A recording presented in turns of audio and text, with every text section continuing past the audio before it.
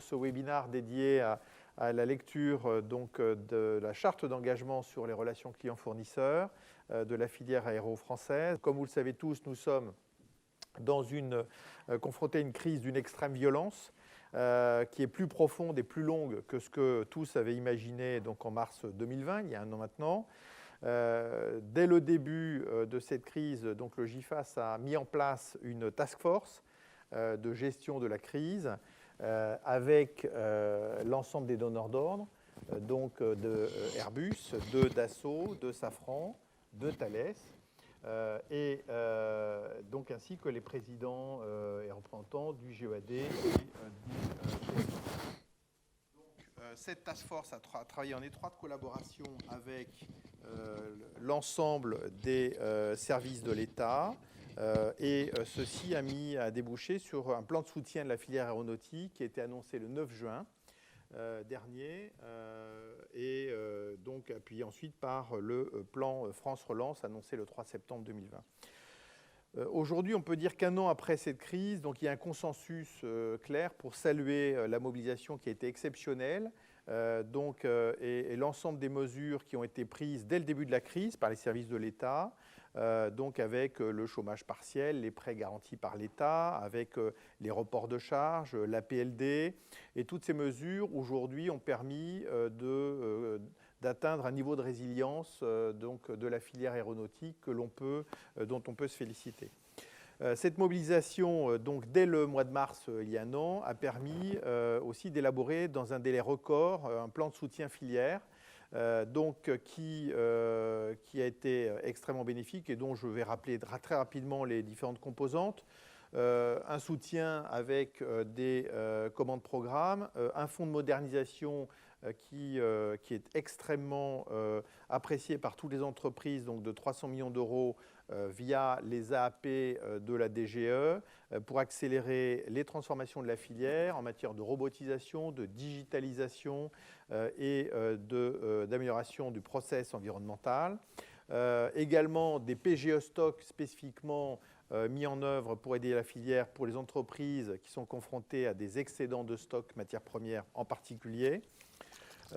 Puis aussi un fonds de soutien à la filière doté d'un peu plus de 740 millions d'euros qui est soutenu par tous les donneurs d'ordre et avec le fonds avec Tikeo.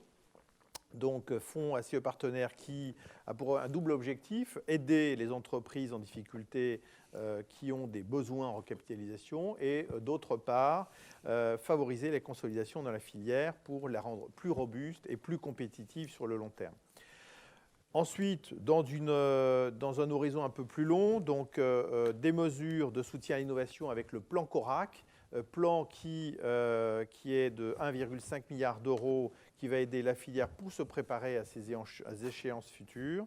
Et enfin, parmi l'ensemble des dispositifs, le dispositif qui est le cœur du sujet d'aujourd'hui de ce webinaire, qui est la charte des relations clients-fournisseurs et la médiation, qui tous deux sont désormais opérationnels, soutenus par l'ensemble des donneurs d'ordre, du GEAD et du comité aéro-PME, et l'ensemble des médiateurs qui sont présents aujourd'hui. Donc toutes ces mesures, bout à bout, sont en place, ont permis de résister à la crise qui est profonde et sans précédent. Et donc là, je vais vous proposer de rentrer plus en détail sur la charte, qui est un outil remarquable, qui a été coproduit pendant cette phase de crise avec le Collège des médiateurs de la filière et qui s'est construit en s'appuyant sur les pratiques et l'expérience de l'ensemble des médiateurs de la filière.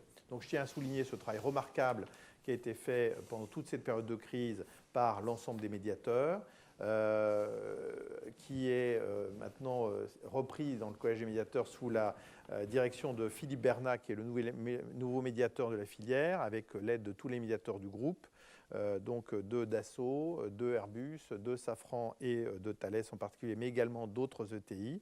Donc nos médiateurs vont vous en parler. C'est une charte qui est une charte d'engagement réciproque entre tous les acteurs de la filière.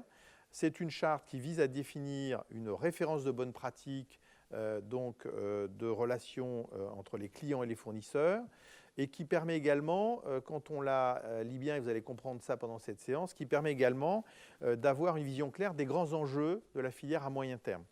Donc, elle doit être considérée comme une incitation à la transformation des entreprises en matière d'efficacité, d'outils digitaux, de cybersécurité pour la filière, d'empreinte environnementale également, mais également de compétitivité. Donc, vous verrez, tous ces sujets qui sont des sujets d'enjeux stratégiques pour la filière seront abordés et sont clairement explicités dans la charte. Donc, c'est l'objet de cette séquence aujourd'hui. Et à côté de cette charte, bien entendu, qui définit ces engagements, il y a un certain nombre d'outils et d'accompagnement de programmes du GIFAS, avec notamment le programme Industrie du futur, également tous les plans de soutien que j'ai cités précédemment, qui permettront de mettre en œuvre. Donc, merci aux médiateurs qui ont joué un rôle clé dans ce processus de définition et d'élaboration de la charte. Et pour compléter ce point, donc, je vais appeler à la barre, j'allais dire, Didier Katzenmayer et François Gaillet, qui vont spécifiquement détailler les objectifs donc, de cette charte. Donc, Didier et François, je vous remercie de venir donc, pour compléter cette partie. Merci. Bonjour. Bonjour À toutes et à tous. On va faire en sorte de garder la distanciation sociale. Pour autant, on enlève les masques. François. Donc, nous allons vous présenter les objectifs recherchés par cette charte étant un élément du plan de relance. Donc, nous avons été sollicités, comme l'a mentionné Thierry, il y a à peu près un an, pour élaborer cette charte, afin de répondre à une situation de crise extrêmement aiguë, une crise systémique extrêmement aiguë, mais aussi pour préparer l'avenir de la filière en construisant la filière aéronautique de demain. Il y a un petit décalage sur les planches. Je m'en occupe. Alors, merci. Voilà, hop. Et ça, voilà. Très bien. Dans cette charte, 2 points importants en introduction, la mobilisation de l'ensemble de la supply chain avec des devoirs et des obligations. Attention à ce terme obligation, c'est plutôt des engagements. Nous avons tous, les acteurs de la supply chain, des engagements avec cette charte. Cette charte, c'est aussi l'intérêt de tous. Ce n'est pas une charte des donneurs d'ordre vis-à-vis des fournisseurs, des MOI vis-à-vis de telle ou telle catégorie dans la supply chain. Ce qui est important, c'est le collectif. C'est le collectif qui nous permettra de rebondir. Merci François. Comme précisé, à situation exceptionnelle, on avait une crise qui était systémique. Il fallait que le collège des médiateurs puisse être au rendez-vous. Et donc, en mode très réactif, nous nous sommes très fortement mobilisés autour du collège des médiateurs. Donc, vous aurez l'occasion de voir à la fois Karen, qui interviendra tout à l'heure, Sylvain Mazero pour Thales, Karen, pardon, pour Safran, Sylvain Mazero pour Thales, François et moi-même. Nous nous sommes mobilisés autour de cette fameuse charte pour établir ce document sous un mois. Beaucoup d'actions avaient été d'ores et déjà engagées et ça nous a permis de réagir rapidement et d'établir ce fameux document. En mode proactif, il fallait quoi? Il fallait se mettre dans une dynamique de structuration forte pour que la filière aéronautique de demain, qui est une filière d'excellence, puisse être encore plus résiliente et compétitive par rapport aux enjeux qui nous attendent. Dans cette lecture commentée de la charte, nous avons fait le choix de ne pas vous présenter point à point les 20 engagements de cette charte, mais de structurer cette présentation autour de deux axes. Un axe qui est le renforcement et l'accélération d'actions déjà engagées au titre du GIFAS, et un autre axe qui parlera des actions plus structurantes. Nous y reviendrons dans les prochaines minutes. Le renforcement et l'accélération. Nous allons faire un zoom sur 2 points. Le premier point, c'est l'approche de coût global. La question que de nombreux fournisseurs se posent, c'est comment sommes-nous sélectionnés lorsque nous sommes en compétition avec notre client. Eh bien, la réponse est une approche de coût global. Nous ne tenons pas compte uniquement d'un paramètre, notamment le prix, mais de tout un tas de paramètres. Et parmi ces paramètres, je voulais insister sur la performance. Nous avons besoin de performance. Nous avons aussi besoin de compétitivité. Mais nous prenons aussi en compte les aspects RSE ou encore les aspects réduction de l'empreinte carbone. Nous y reviendrons à plusieurs reprises dans la présentation et c'est quelque chose d'important pour la suite de la filière. Il était essentiel également de pouvoir garantir et d'assurer des relations contractuelles équilibrées. Je pense notamment aux droits de propriété industrielle qui sont un des éléments qui nécessitent souvent beaucoup d'échanges entre nous tous pour pouvoir comprendre les problématiques des uns et des autres et se protéger au mieux. Donc c'est un élément indispensable pour pouvoir assurer ces relations en bon équilibre. Le deuxième point, les actions que l'on voulait vous présenter, c'est les actions structurantes. Alors ces actions structurantes, nous avons lors de l'élaboration de la charte eu de grandes discussions et ça se traduit tout simplement par le respect du droit de la concurrence. Donc tous les engagements, toutes les obligations qui sont dans cette charte se font bien naturellement dans le respect des droits de la concurrence. Le point le plus important, et je pense que la plupart d'entre vous l'ont déjà en tête, c'est de prendre en compte avec bienveillance, et quand je dis avec bienveillance dans la bouche d'un médiateur, dans la bouche du collège des médiateurs, il y a une certaine signification, c'est de prendre en compte avec bienveillance l'offre France. Toutes choses étant égales par ailleurs, en termes de performance, en termes de compétitivité, en termes de positionnement, l'offre France sera prise en compte avec bienveillance. Le deuxième point que je voulais mentionner avant de redonner la parole à Didier, c'est la réduction de l'empreinte carbone dans l'aéronautique. Vous avez tous en tête des articles, des attaques dans la presse sur la filière aéronautique qui est accusée de beaucoup de maux. Nous devons, dans le futur, apporter une réponse. Thierry en a parlé tout à l'heure un tout petit peu avec le CORAC. Nous devons tous travailler à améliorer, à réduire cette empreinte carbone. Ça fait partie des actions structurantes qui sont mentionnées dans la charte. Côté filière, on sait très bien que notre filière a lancé un ensemble d'actions depuis pas mal de temps.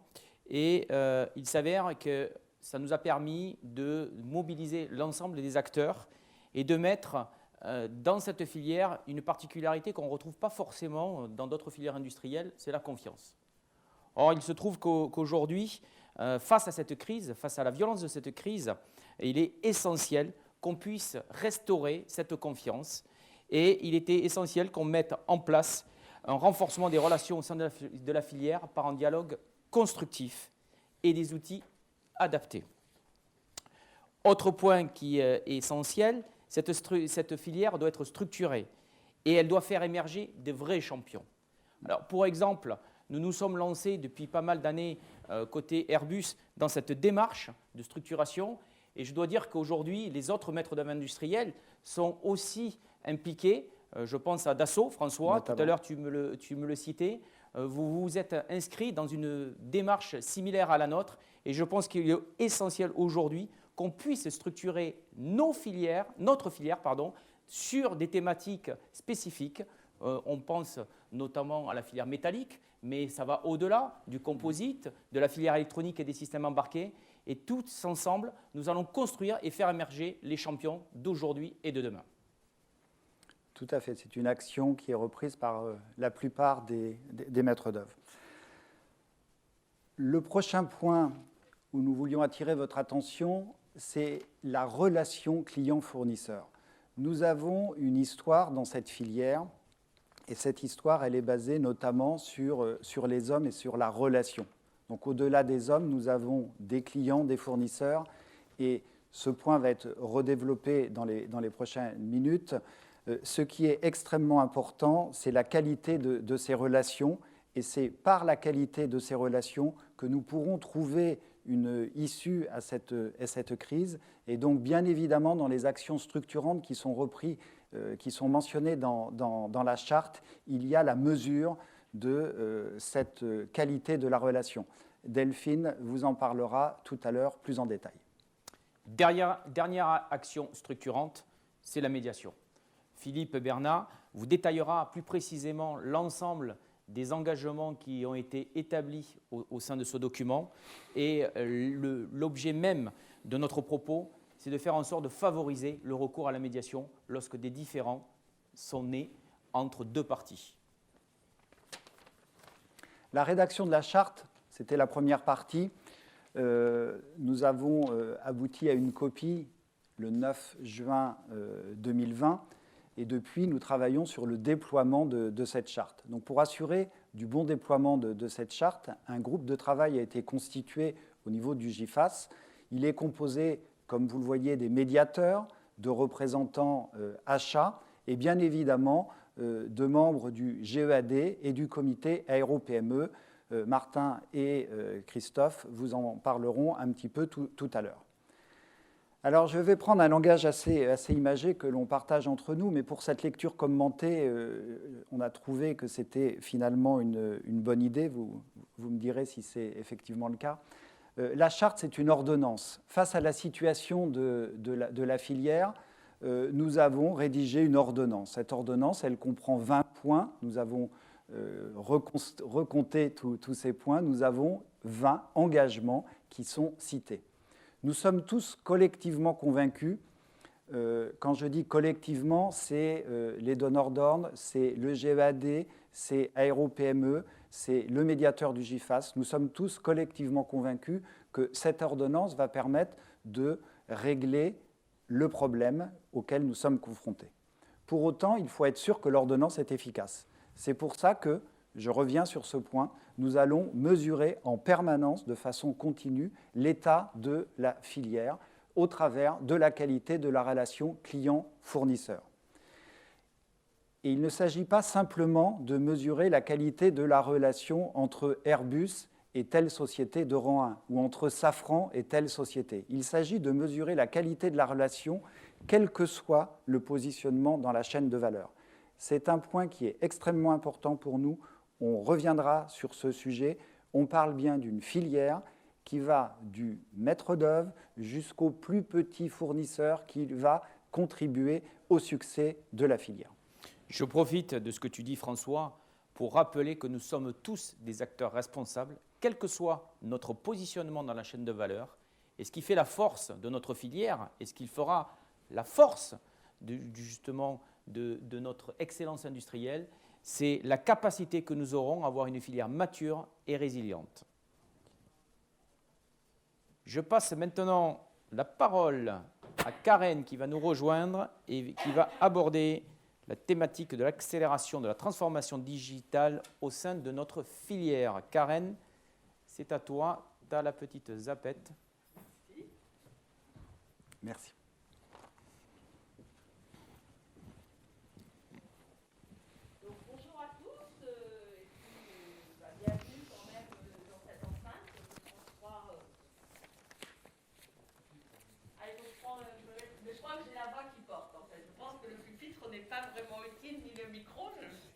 Caractéristiques. On m'entend généralement de très loin. Je vais enlever le masque, même si le mien est transparent, à la différence de ceux de ces messieurs, mais ça c'est une coquetterie féminine, comme vous pouvez vous en douter. Merci à tous de vous être connectés. J'espère que vous allez bénéficier de cette présentation. En tout cas, nous, on a cœur à vous en faire part, et tous les médiateurs et toutes les personnes qui vont intervenir. Merci. Mais je crois quand même. À distance. Assister, mais... À distance, ils vous entendront pas. À distance, ils ne m'entendront pas. Je ne suis pas sûre. Bon. Voilà. Alors moi, je vais plutôt vous parler... Je vais y arriver. Excusez-moi, hein, c'est les débuts de la scène, en fait. Moi, je vais vous parler, dans la charte, plutôt d'un outil dont on a beaucoup parlé, qui est un outil aujourd'hui dont on parle beaucoup, la digitalisation, les outils du futur.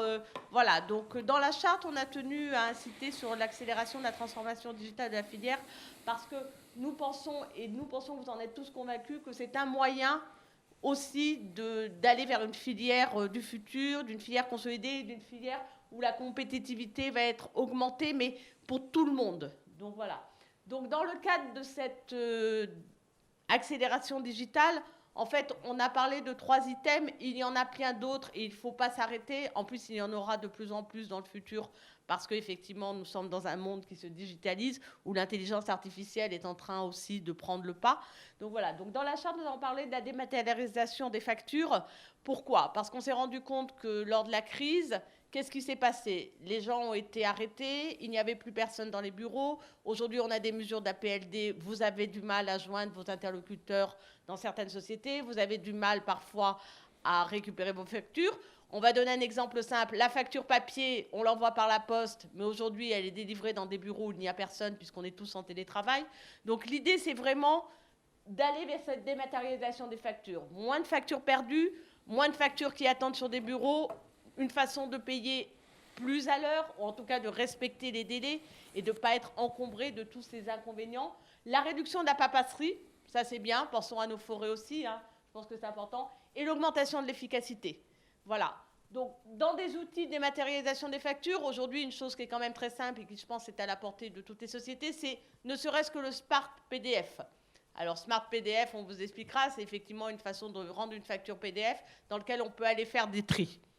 Voilà. Ou, effectivement, pour ceux qui sont un peu plus gros et qui ont plus de structure, des systèmes EDI aussi, qui sont accessibles, en tout cas, qui ont fait leurs preuves.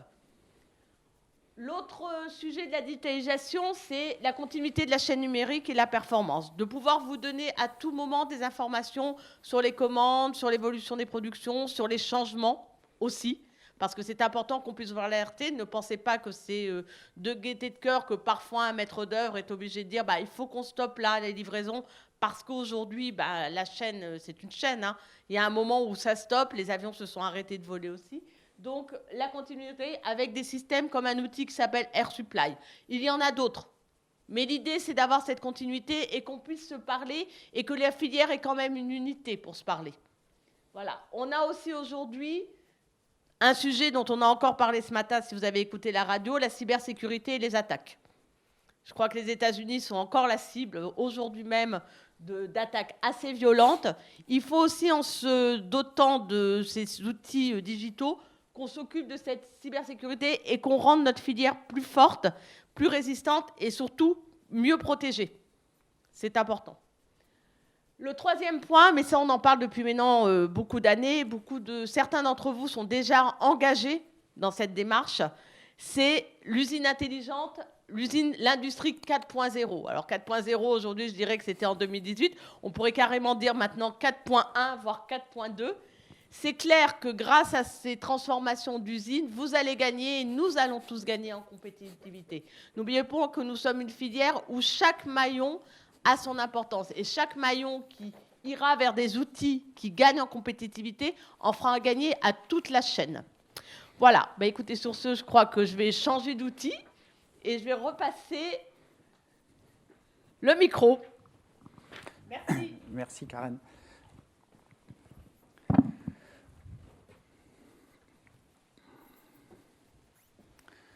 Donc moi, je vais vous faire un zoom sur la planification qui permet de partager la demande. Donc vous avez vu que nous faisons un zoom sur plusieurs thématiques. L'extrait de la charte sur cette planification, c'est de permettre finalement aux différents fournisseurs d'avoir une visibilité sur les commandes à venir. Alors c'est plein de bon sens, j'aurais tendance à dire, c'est plein de bon sens et c'est tout simplement l'intérêt de tous. C'est l'intérêt du donneur d'ordre, puisque partager cette information, ça va contribuer à réduire le risque de la rupture d'approvisionnement. Et la rupture d'approvisionnement, c'est quelque chose qui est extrêmement pénalisante pour les fournisseurs, pour les clients et les donneurs d'ordre que nous sommes. Mais c'est aussi pour chaque fournisseur une opportunité de prendre en compte cette information. C'est quand même bien plus facile pour un fournisseur de savoir qu'est-ce qu'il va se produire dans les prochains mois. Nous ne sommes plus dans une logique de passation de commandes et au moment où il y a la commande, il y a une réaction qui s'enchaîne. Nous donnons de la visibilité. Il est donc l'intérêt de tous à tous les niveaux de la supply chain de partager cette information, de donner de la visibilité. Je me permets d'insister, on parle bien de l'ensemble de la supply chain à tous les niveaux. Il ne s'agit pas simplement de donner une visibilité entre le maître d'œuvre et le rang 1, mais de tous les niveaux. La digitalisation est un axe aussi extrêmement important, puisque cela permet d'avoir une continuité dans les flux d'informations, cela permet de gagner du temps, cela permet d'éviter les erreurs. Et c'est aussi quelque chose qui est extrêmement intéressant, ce point sera développé tout à l'heure, dans l'optimisation et dans la compétitivité, puisque finalement, cette digitalisation, ça permet de réduire les coûts qui n'ont pas les tâches, qui n'ont pas de valeur ajoutée. La planification, c'est aussi quelque chose d'extrêmement important pour le rebond. C'est ce qui va permettre à l'ensemble de la supply chain de capter les premiers signaux faibles et ce qui va permettre à chaque acteur, quel que soit son positionnement, de saisir les opportunités, de voir que les cadences Airbus remontent, de voir que les cadences des moteurs remontent. Donc ça va permettre à chaque acteur de la supply chain de s'organiser. L'accès à la planification de son client, c'est un droit pour chaque acteur de la supply chain. C'est quelque chose d'important dans la charte, vous pouvez faire référence à ce point. Nous allons enchaîner maintenant avec Sylvain qui va vous détailler l'aspect sur l'empreinte carbone. Sylvain. Merci François, bonjour à tous. Je suis ravi d'être parmi vous aujourd'hui. François l'a évoqué tout à l'heure dans l'introduction, le sujet carbone est un enjeu, fait partie des actions structurantes. Et je pense qu'on l'entend tous aujourd'hui en tant que citoyens et dans le quotidien. C'est un sujet qui est au cœur de la stratégie de la France, au cœur de la stratégie européenne. C'est vraiment un enjeu majeur.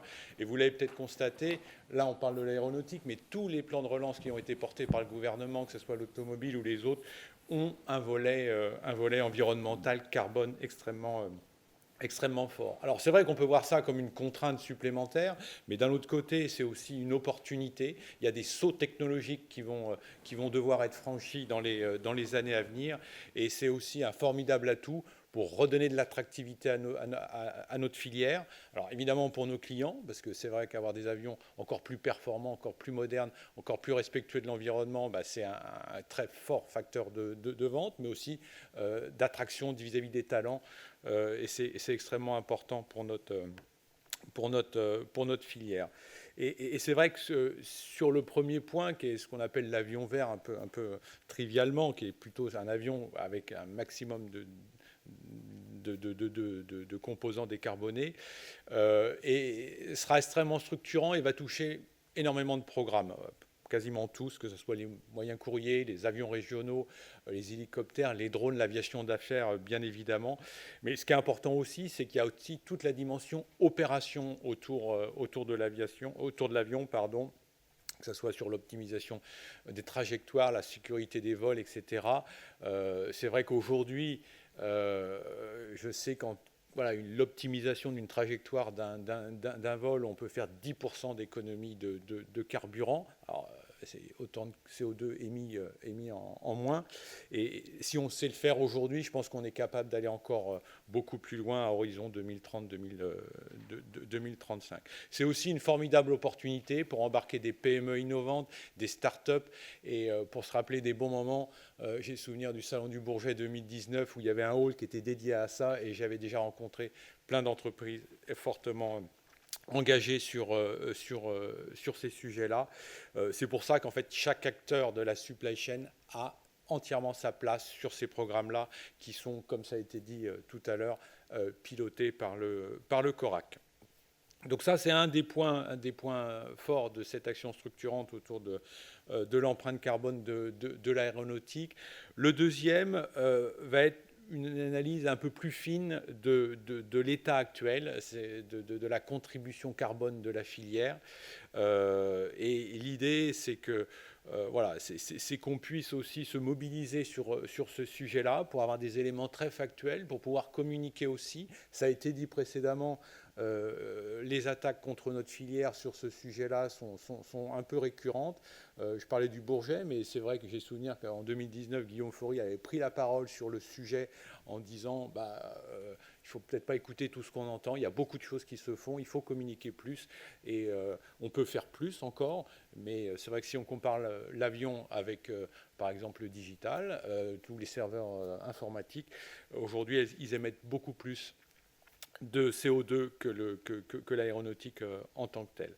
Et c'est vrai que dans le cadre du GIFAS, on est en train de réfléchir justement pour essayer de développer un questionnaire commun à nous tous pour pouvoir évaluer justement cette contribution carbone. Je ne vais pas rentrer dans les détails, mais dans le carbone, on a scope 1, scope 2, scope 3. Donc là, on est plutôt sur le scope 3, c'est tout ce qui est émissions indirectes et notamment les émissions qui sont produites lorsqu'on achète des produits ou des services à l'ensemble de nos fournisseurs. Et c'est vrai que l'idée, c'est aussi un travail en proximité avec la Commission Environnement et Développement Durable et se caler sur les standards, notamment des questionnaires de l'IAEG, donc c'est l'International Aerospace Environmental Group, dans lequel le GIFAS participe activement. Troisième point pour terminer, c'est promouvoir les obligations environnementales et développer un standard que vous connaissez tous, c'est l'ISO 14001. Pour aller encore plus loin, c'est clair qu'aujourd'hui, on a à peu près tous des chartes d'engagement fournisseurs autour de la RSE. On va continuer à les déployer peut-être encore plus largement que ce qu'on a pu faire jusqu'à maintenant. C'est important parce que c'est un socle commun d'engagement sur lequel on peut construire une relation de confiance. Didier l'avait évoqué tout à l'heure. Et puis, c'est pareil, on a en cours un certain nombre de réflexions pour prendre en compte ou valoriser plus fortement que ce qu'on pouvait faire jusqu'à maintenant, un certain nombre de critères, et notamment les critères RSE dans le cadre des consultations, donner plus de place pour ça. François l'a évoqué, pour favoriser aussi l'offre France, parce que pas importer des produits, c'est aussi des émissions de carbone en moins. Et puis aussi dans une approche de coût global, ça a été évoqué, mais je crois que Didier, tu vas revenir dessus là, juste après. Et j'en ai terminé. Je te cède de nouveau la parole. Merci, Sylvain. Est-ce qu'on m'entend bien ? Oui, Régie ? C'est impeccable ? Très bien. Donc, je vais finir par le dernier item qui est relatif à la compétitivité de la filière aéronautique. Alors, comme dit précédemment et en introduction par Thierry, on a eu donc le soutien fort de la puissance publique au travers du plan de relance aéronautique national qui a permis de débloquer un ensemble d'outils adaptés. Je pense notamment aux AAP qui ont permis d'accélérer un item sur la modernisation de l'outil productif. Et je pense qu'il est essentiel de garder en mémoire que notre filière aéronautique française doit rester la plus compétitive. Pour ce faire, elle doit accroître dans un premier temps son efficacité opérationnelle, et ça au niveau de l'ensemble des acteurs de la filière, pas uniquement au niveau des maîtres d'œuvre industriels ni des rangs 1, mais dans toute la chaîne de valeur, il faut qu'elles accroissent justement cette valeur opérationnelle pour qu'elle soit beaucoup plus efficace. Pourquoi ? Je rappelle que nous sommes dans un contexte de concurrence mondiale accrue et que nous avons là réellement à se placer de façon agressive vis-à-vis de la concurrence. Premier point à noter, c'est les projets d'amélioration continue. Vous les connaissez, vous avez pu les vivre au travers des différents plans. Je pense notamment à Performance industrielle phase 1 et phase 2, qui ont nécessité un fort engagement de vous tous, mais il faut continuer pour optimiser les performances, continuer pour donner de la visibilité à l'ensemble de la supply chain, parce qu'elle en a besoin. Elle en a besoin dans sa planif, elle en a besoin, comme l'a précisé précédemment François, lors de son introduction sur la partie planification. Elle en a besoin, pourquoi? Parce qu'il faut réduire les gaspillages. Et ça, c'est essentiel. Donc, tous ces projets de performance, d'amélioration sont essentiels. Deuxième point, il faut qu'on s'assure de cette continuité numérique au sein de la supply chain. Ce n'est pas que l'affaire des grands. C'était ce qui était spécifié précédemment par Karen. Aujourd'hui, il est essentiel d'une part de se protéger, et on le voit avec les attaques qu'on peut tous subir, mais également qu'on puisse assurer cette continuité dans toute la déclinaison de la chaîne de valeur. Troisième axe, c'est la transformation.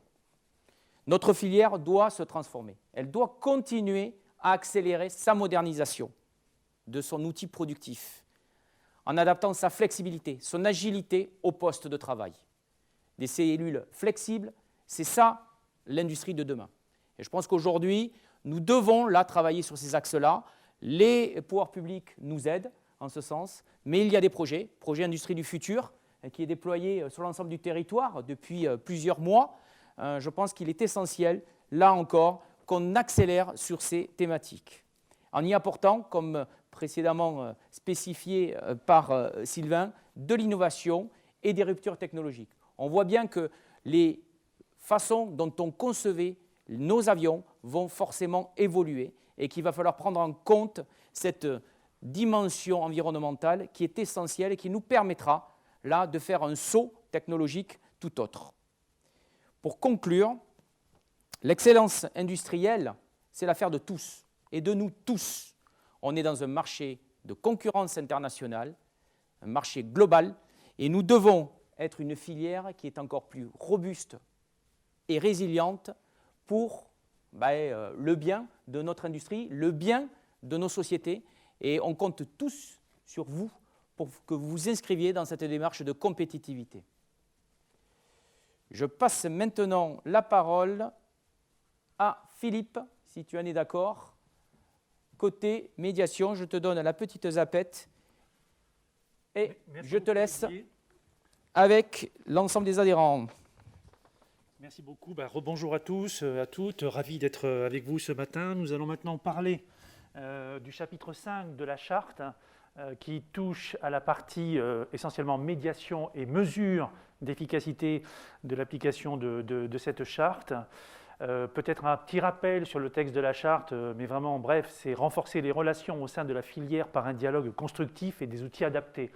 Je vous laisse prendre connaissance des 3 points qui composent ce chapitre, sachant qu'au-delà évidemment de ces points, on travaille sur l'enjeu d'avenir qui est celui de la filière et qui a été parfaitement décrit par mes prédécesseurs, mais également l'enjeu économique visant à assurer une relation équilibrée entre les acteurs de la filière. Et puis enfin, la médiation porte un accent particulier sur l'enjeu humain, la qualité de la relation, du dialogue, de la confiance qui doivent prévaloir dans les échanges entre les acteurs de la filière.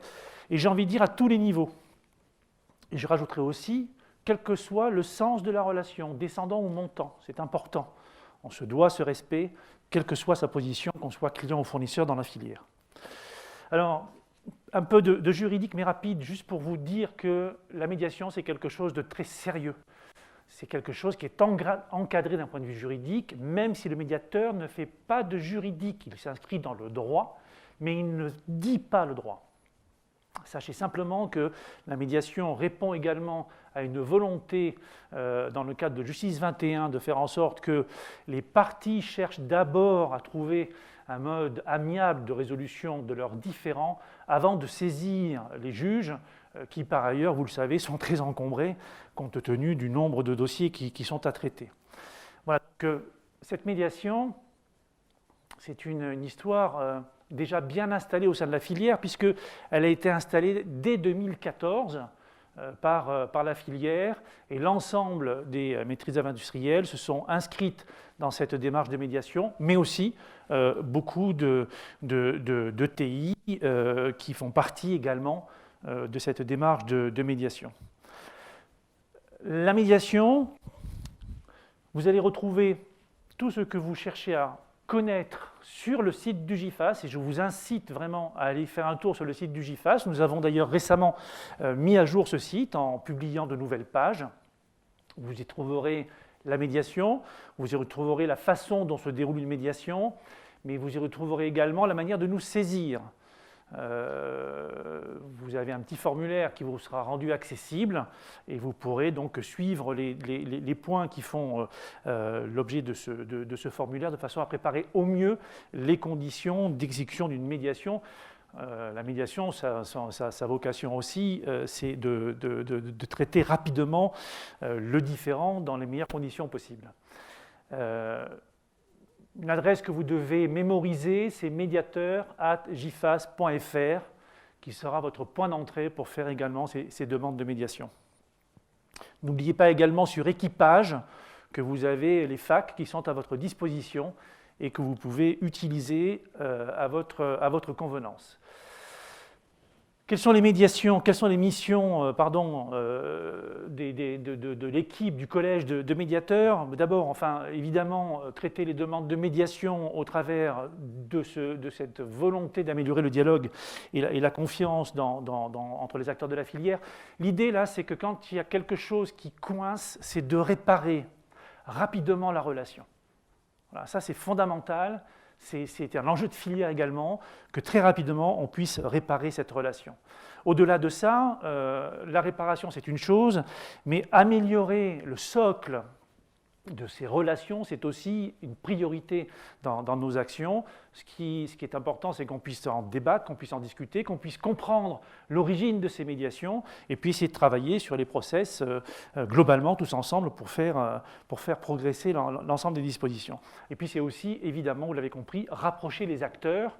Et là encore aujourd'hui, c'est ce qu'on essaie de faire tous ensemble, c'est de se rapprocher dans une compréhension commune sur nos motivations qui doivent nous animer.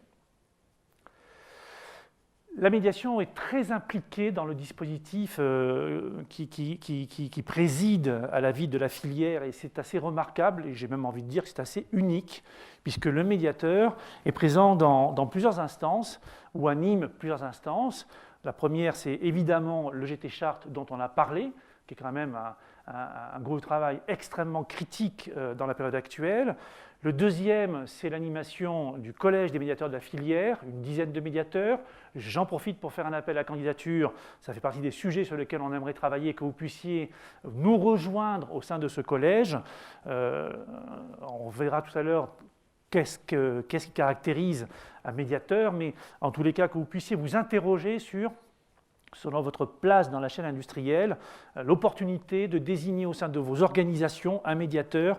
Et un médiateur, on peut tout à fait le concevoir dans un grand groupe, c'est le cas, dans une ETI bien sûr, mais aussi dans une petite structure, parce qu'on est tous clients et tous fournisseurs dans cette chaîne. Également une implication forte au sein du CODIR GEAD et au sein du comité aéro-PME, et ça nous permet de faire remonter un certain nombre de sujets. Et puis enfin, une participation au conseil du GIFAS, où la liberté nous est donnée pour faire, là encore, un point sur les médiations, remonter des alertes quand c'est nécessaire, ou des signaux faibles quand on sent qu'il y a des choses qui nécessitent d'être remontées. D'ailleurs, j'en profite sur ce point de signal faible, pour vous dire que, d'abord, la médiation, ça n'est pas uniquement le fournisseur qui se plaint du comportement de son client, c'est un point, ça peut être aussi le client qui se plaint du comportement de ses fournisseurs et qui souhaite trouver un moyen de régler ces sujets-là.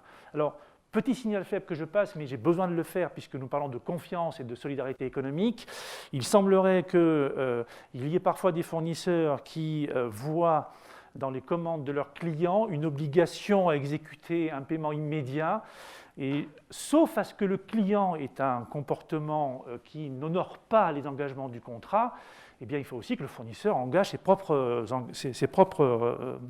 respects des engagements du contrat. Autrement dit, respectons tous ensemble le cadre de la relation et cette solidarité sera évidemment la meilleure possible. Qu'est-ce qu'un médiateur en fait? D'abord, c'est quelqu'un qui est formé. C'est quelqu'un qui est expérimenté. Tous les médiateurs de notre collège sont en plus certifiés. Donc encore une fois, ce sont des choses extrêmement encadrées. C'est quelqu'un qui est indépendant, qui est impartial et qui est neutre. Alors notre mode de fonctionnement veut qu'au niveau des 4 MOI et de quelques grandes entreprises, encore une fois, je le répète, nous ayons des médiateurs internes. Le médiateur interne, c'est votre premier contact, c'est votre interlocuteur de référence. Et surtout, soyez certain d'une chose, c'est qu'un médiateur interne, c'est quelqu'un qui est absolument indépendant, qui ne répond pas aux diktats de sa direction. Il est dans le cadre d'une médiation, il exécute un processus de médiation, il en respecte l'ensemble de la méthodologie, et finalement, j'ai presque envie de dire que c'est votre meilleur interlocuteur, parce que lui souhaite que ce différend soit réglé dans les meilleures conditions. Alors évidemment, si vous souhaitez que je me joigne à cette médiation, il est possible de faire des comédiations. Jusqu'à présent, ça n'a pas été le cas, ça n'a pas été nécessaire, et je souhaite que ça continue à ne pas être le cas et que ce ne soit pas nécessaire. Et puis dans le cas où il n'y a pas de médiateur interne, eh bien à ce moment-là, c'est moi qui jouerai le rôle de médiateur, le cas échéant. Une médiation, grosso modo, il y a 3-4 étapes. La première, c'est d'abord une prise de connaissance par le médiateur de la position des deux parties.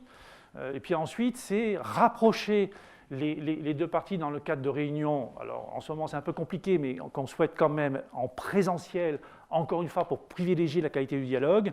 Et puis si au début, c'est le médiateur qui instruit, eh bien finalement, 2 bilatérales avec chacune des parties, son rôle va être progressivement de faire en sorte que cette bilatérale se réinstalle entre les deux médiés et lui, tout doucement, se reculer de façon à ce que les deux médiés trouvent la solution et puis la formalisent au travers d'un protocole extrêmement simple.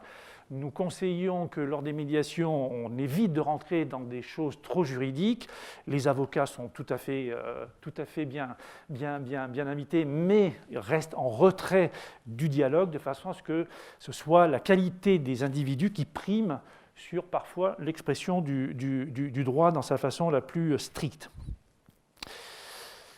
Continuons avec la partie peut-être extension de notre périmètre d'action. Alors là encore, qui est une forme de réponse précise à cette situation de crise. Nous nous sommes aperçus qu'il y avait besoin de travailler avec les réseaux bancaires, avec les assureurs crédits, avec la Banque de France, de façon à rassurer l'ensemble des entreprises sur le fait que là aussi, collectivement, le soutien est le meilleur possible. Et puis nous avons également mis en place une passerelle avec la médiation des entreprises sur la partie crédit impôt recherche et crédit impôt innovation. Ce n'est pas en ce moment qu'il faut rendre les choses plus difficiles qu'elles ne le sont, et au contraire, essayer de fluidifier l'accès à ces dispositifs.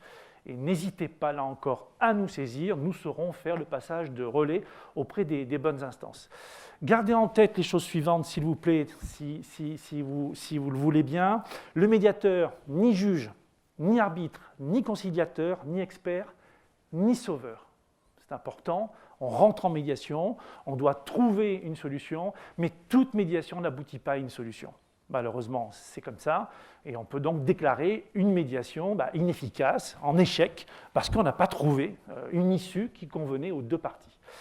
Le médiateur est formé, il est neutre, il est impartial, il est indépendant. Il faut que vous vous sentiez en confiance. Et si vous avez le moindre doute là-dessus, vous lui en parlez. Quitte à faire des apartés en réunion et dire je veux échanger un point avec le médiateur, vous en parlez. C'est un outil de dialogue et de confiance. Si le dialogue et la confiance ne sont pas au rendez-vous, vous avez tout à fait le droit de le rappeler. Bon, je vous laisse regarder les autres points. Les 5 grands principes, c'est la confidentialité. Alors je vous en prie, vous observez ça de la façon la plus scrupuleuse possible. Une médiation qui démarre, vous en parlez ensuite à votre député, à vos médias. Moi, j'arrête la médiation. On a enfreint la règle de confidentialité, ça n'est pas possible. C'est là-dessus qu'on arrivera à installer cette confiance et cette façon de régler les problèmes. Indépendance, neutralité, loyauté, deux types de médiation via le médiateur interne lorsqu'il existe, et je vous recommande de suivre cette voie parce que c'est le réflexe premier que vous devez avoir, ou le médiateur de filière lorsqu'il n'y a pas de médiateur interne, évidemment. Et puis 2 points. C'est gratuit, donc ne vous gênez pas. Et puis c'est rapide. L'objectif est de traiter ça le plus rapidement possible. Gardez en tête également que la médiation doit devenir le premier mode de résolution des différends à l'amiable. S'il vous plaît, un problème, vous nous appelez et puis on regardera ensemble comment on peut le régler. Et puis maintenant, je vais passer à la partie mesure et demander à Delphine de me rejoindre.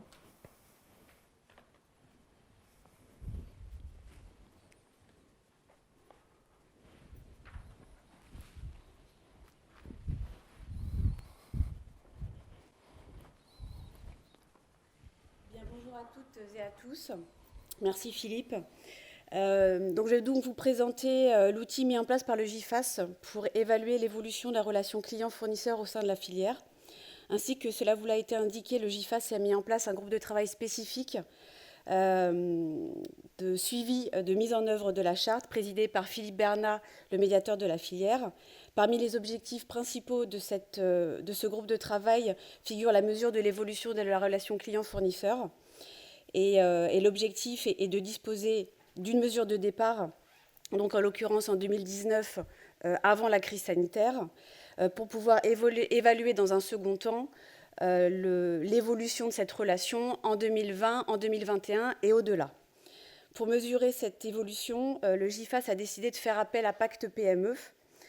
Pour mémoire, Pacte PME est un programme de pilotage de la stratégie des PME des grands comptes, dont certaines font partie du GIFAS, dont certains sont adhérents du GIFAS.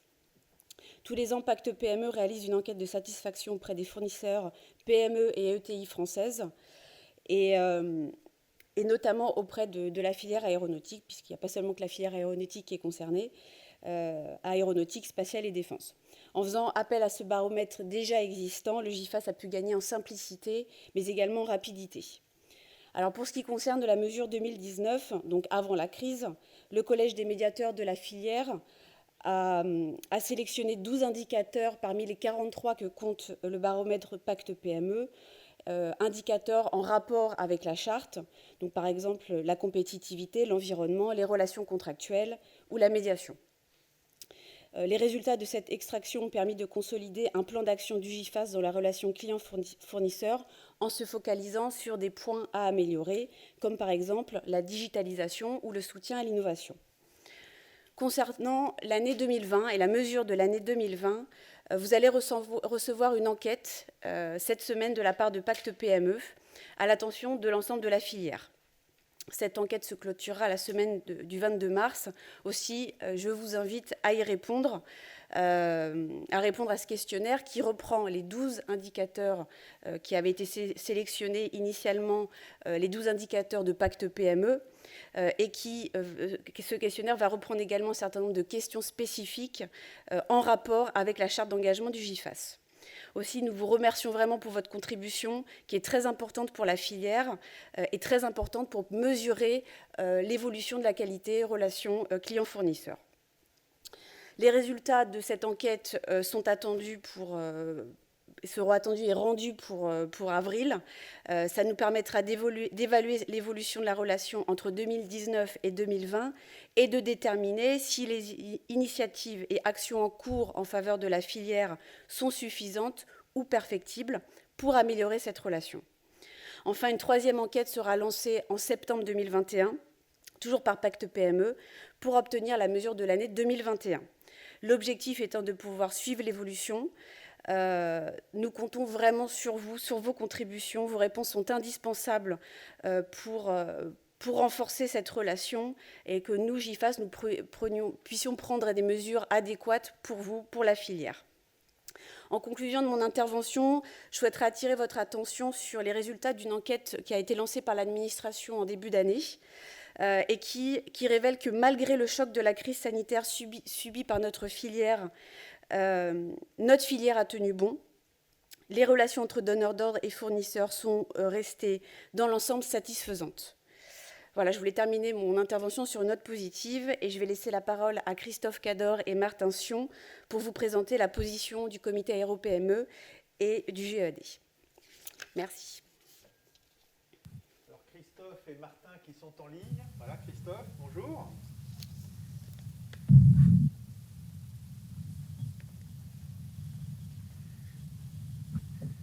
Bonjour Christophe, tu vas pouvoir intervenir. Oui, bonjour Thierry, bonjour à tous. C'est à moi d'intervenir, je crois, non? Absolument, tu peux y aller. Bon, merci de me donner la parole. Je voudrais, en introduction de mon propos, rappeler l'objet social du GIFAS. L'objet social du GIFAS, c'est tel que ça a été défini il y a de nombreuses décennies, c'est de favoriser et de maximiser la charge de travail en France des activités aéronautiques. C'était en tout cas un des objets. Et la charte dont on parle aujourd'hui, mais également toutes nos activités au GIFAS, s'apprécient dans ce contexte. C'est-à-dire qu'on veut quelque part qu'il y ait le maximum de travail qui soit fait en France.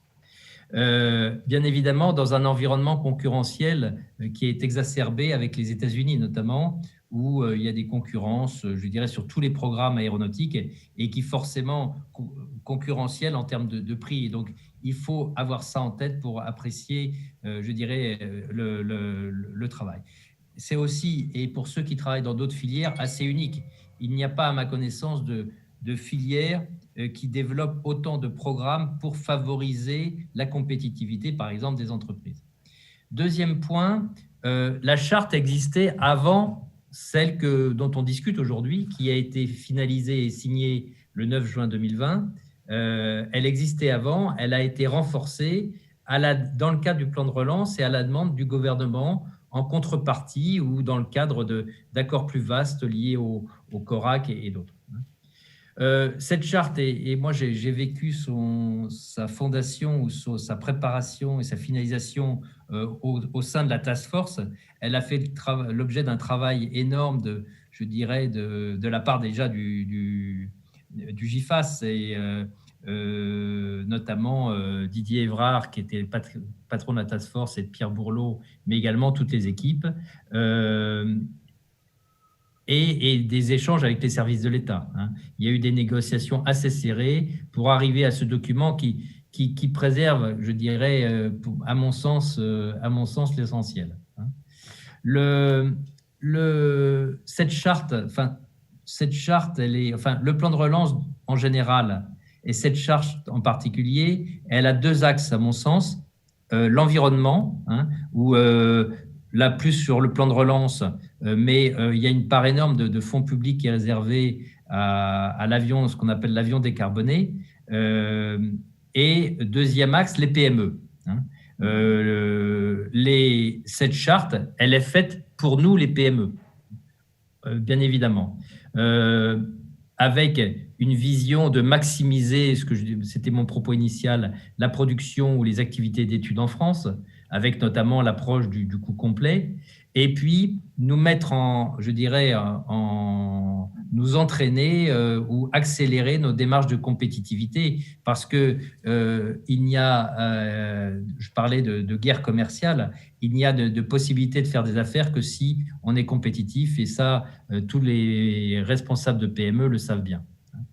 Alors, le contexte de cette charte, et il faut le rappeler aussi, c'est effondrement des cadences. Forcément, ça aménuise considérablement nos ressources et les discussions ne sont plus les mêmes qu'avant la crise.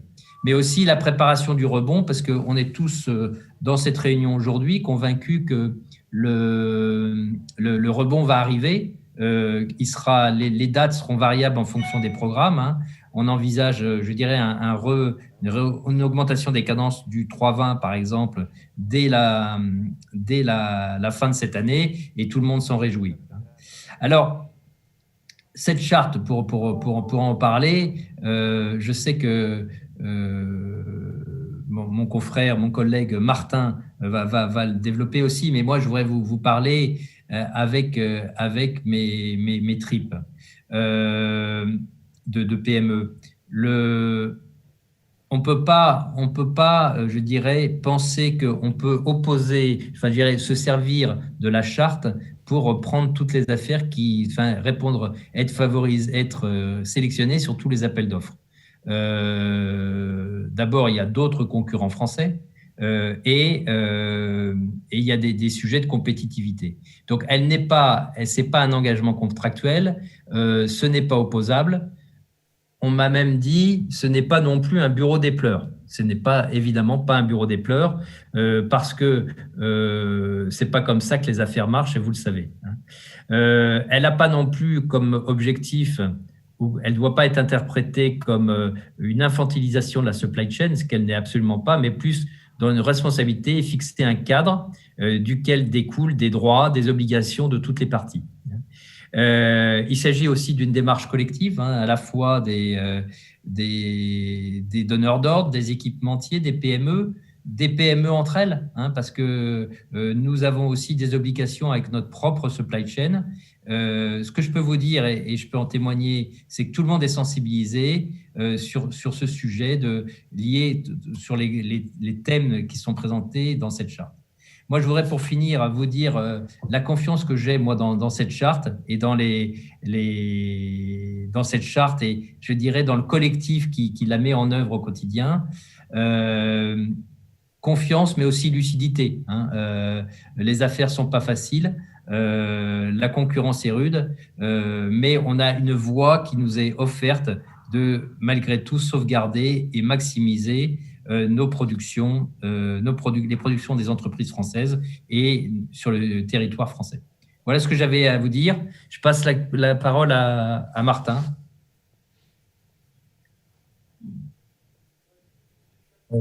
Bonjour à tous, vous m'entendez? Parfaitement, c'est bon. Ok, donc bonjour à tous, merci de me donner la parole. Je vais avoir un éclairage qui est complémentaire par rapport à ce qu'a dit Christophe et auquel je souscris. D'abord, pour rappeler que la crise qu'on rencontre, c'est une crise qui est unique dans l'histoire de notre industrie et qui nous touche tous, qu'on soit dans un grand groupe, qu'on soit dans un équipementier de taille intermédiaire, qu'on soit dans une PME. Alors évidemment, ça n'a pas les mêmes conséquences dans les sociétés, on n'a pas les mêmes leviers, et donc on ne fait pas face de la même façon.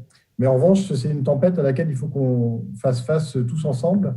Et je pense que la cohésion dont a fait preuve le GIFAS, dont a fait preuve la filière aéronautique en 2020, ça a été quelque chose de remarquable. C'est un atout de notre filière et qui a été essentiel dans le fait d'obtenir et de mettre en œuvre les plans de soutien de l'État qui permettent aujourd'hui de préserver nos compétences, moderniser notre outil industriel et de préparer l'avenir.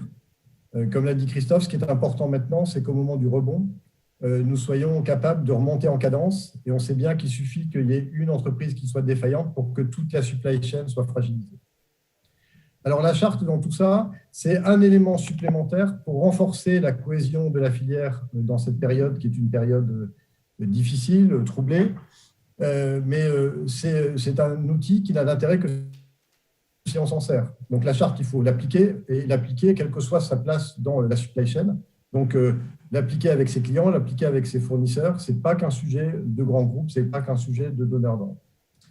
Et puis l'autre point sur lequel je voudrais insister, c'est celui de la médiation. Parce que cette charte, elle est indissociable du rôle des médiateurs qui l'ont écrite et elle est indissociable du fait qu'on veut renforcer le rôle de la médiation. Et je voudrais partager avec vous le fait que parfois, dans certains cercles, j'entends du bad buzz sur des relations difficiles entre tel ou tel acteur de la filière. Et quand on pose la question aux médiateurs concernés ou aux médiateurs du GIFAS, personne n'est au courant parce que la médiation n'a pas été sollicitée. Donc je crois qu'on a quand même une exigence, c'est d'utiliser les outils qui sont mis à notre disposition. Parce que dans la vie des affaires, c'est normal qu'il y ait des difficultés, surtout dans des temps troublés comme aujourd'hui. C'est normal qu'il y ait des litiges, mais ce qu'il faut, c'est qu'on les résolve de façon rapide et de façon équitable. Donc, je voudrais qu'on parte dans l'esprit qu'il faut qu'on profite de cette charte pour renforcer le rôle de la médiation et que ce soit un processus qui soit utilisé de façon régulière lorsque la situation l'exige.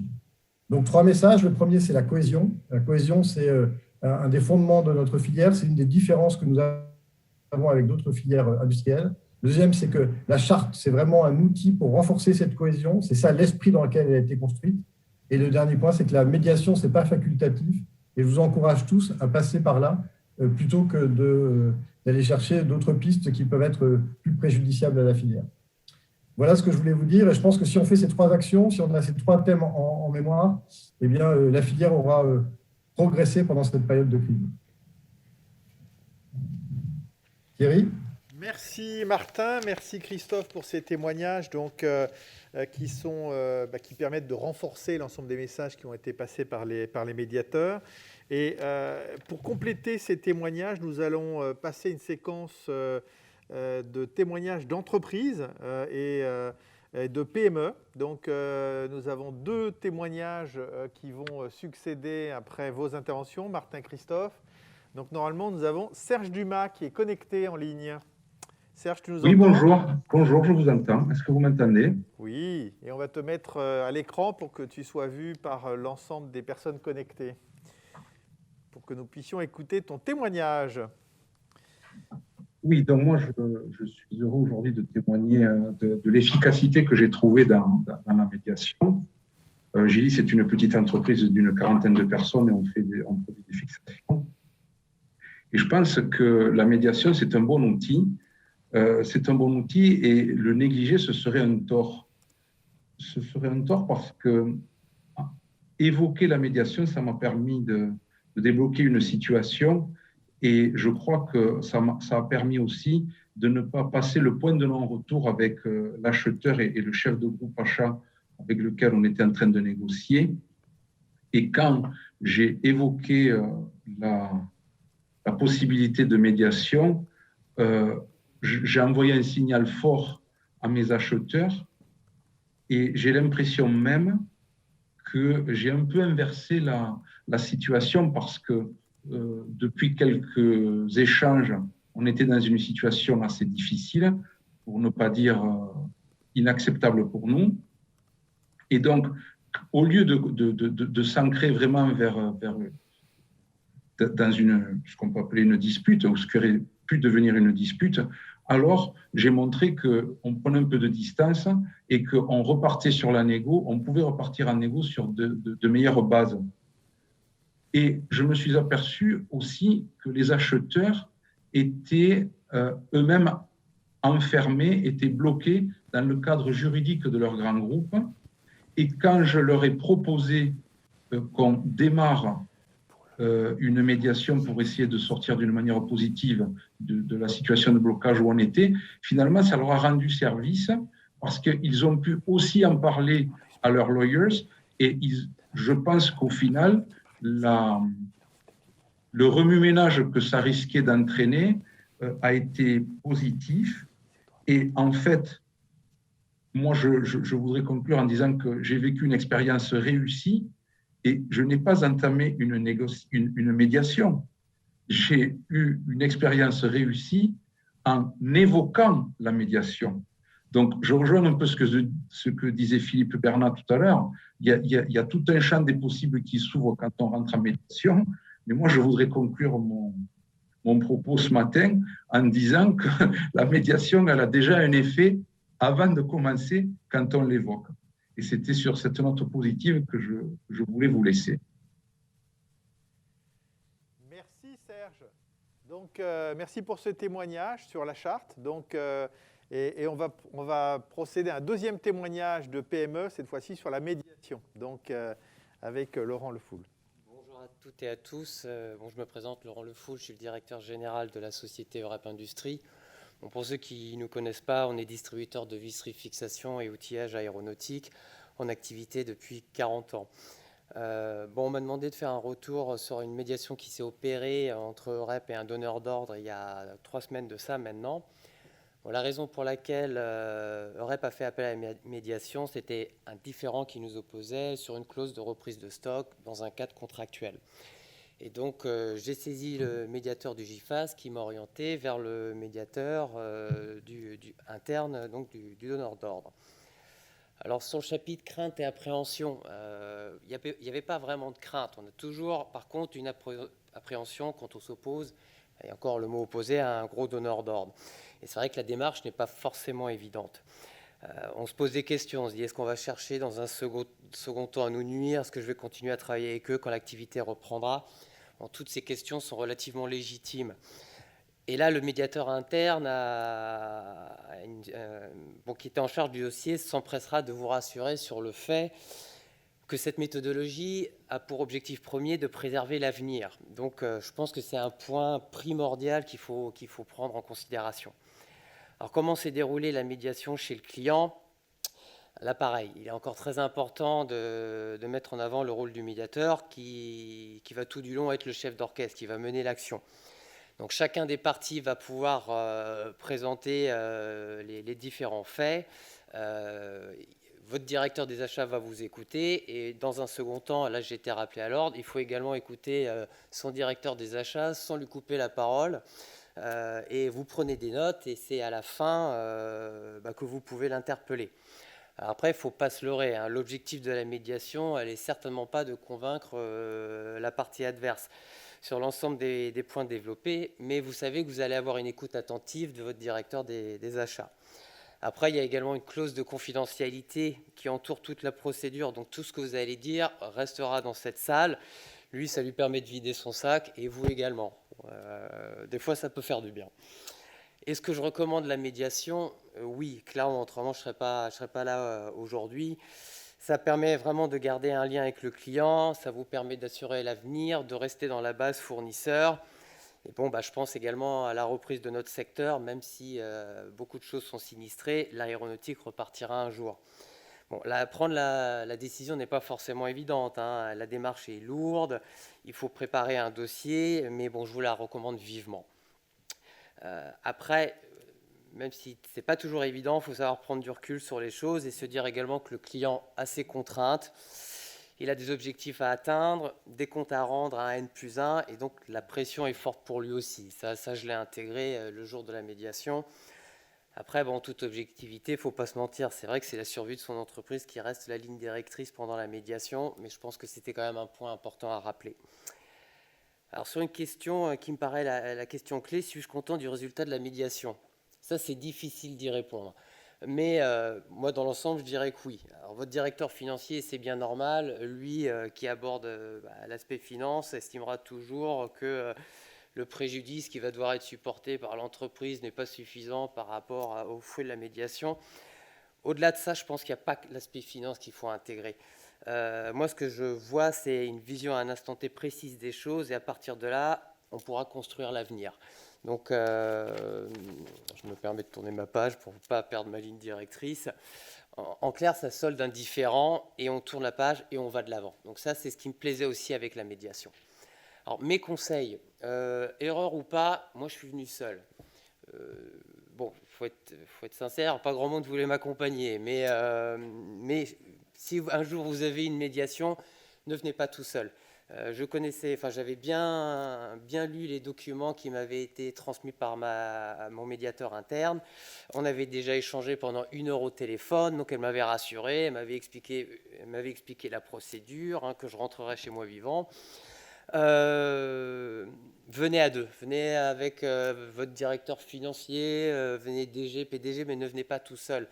Les gens que j'avais en face de moi ont pu, pendant la médiation, sortir de la salle, dialoguer entre eux. Moi, j'avais dit à mon médiateur, sortir de la salle pour me parler à moi-même, non, je vais rester sur ma chaise. Mais c'est vrai que c'est assez intense. Il faut réfléchir et prendre les bonnes décisions. Bon, il faut du recul par la suite pour se poser dessus. Bon, la médiation, elle a pour finalité de trouver des solutions le jour même. Et donc, il faut être capable d'engager son entreprise sans revenir sur sa décision. Là, le médiateur avait bien insisté là-dessus et je l'avais intégré avant de rentrer dans la salle.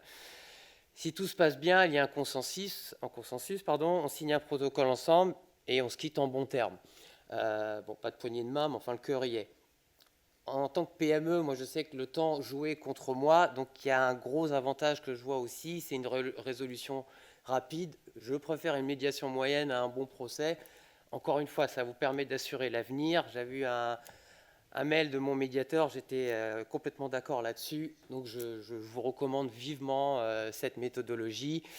Et j'en profite pour en remercier M. Philippe Bernat qui m'a accompagné tout au long du process et mon médiateur interne du donneur d'ordre, dont je tairai le nom parce que j'ai une clause de confidentialité, donc je m'y tiendrai. Voilà, je vous remercie.